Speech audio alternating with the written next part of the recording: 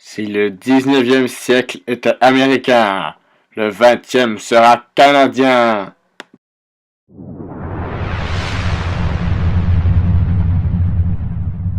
Laurier est né le 20 novembre 1841 à Saint-Lin au Québec.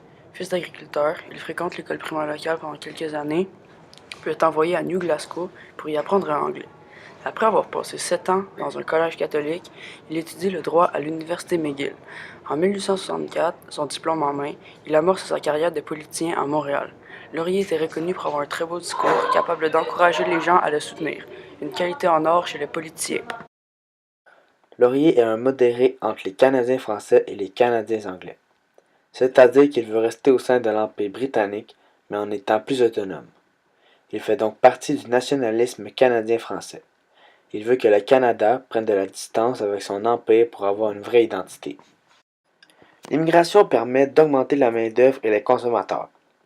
Pour ce faire, il va relancer les politiques d'immigration de McDonald, c'est-à-dire, il va donner des terres aux arrivants, payer le coût de traversée, de transport pour agrandir le territoire.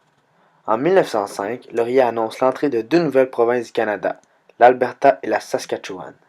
Elles sont les deux dernières provinces créées à partir des territoires du Nord-Ouest. Le premier problème que devra résoudre Laurier après son arrivée au pouvoir sera de trouver une solution définitive à la question des écoles catholiques de la langue française au Manitoba, question qui avait causé la chute du gouvernement Tupper plus tôt en 1896.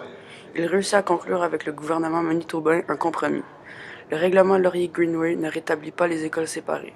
Il permet cependant aux francophones catholiques du Manitoba de bénéficier d'une éducation catholique. Si dans l'école, la majorité des élèves sont anglophones, les Canadiens français peuvent obtenir une demi-heure d'enseignement religieux à la fin des classes. En 1899, la guerre des Boers éclate en Afrique du Sud. Étant donné que les Britanniques sont impliqués dans cette guerre, les Canadiens, colonie de l'Angleterre, devraient offrir leur effort militaire.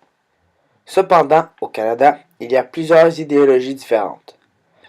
Les Canadiens français qui ne veulent pas s'enrôler dans cette guerre et les impérialistes britanniques qui veulent être fidèles à leur empire.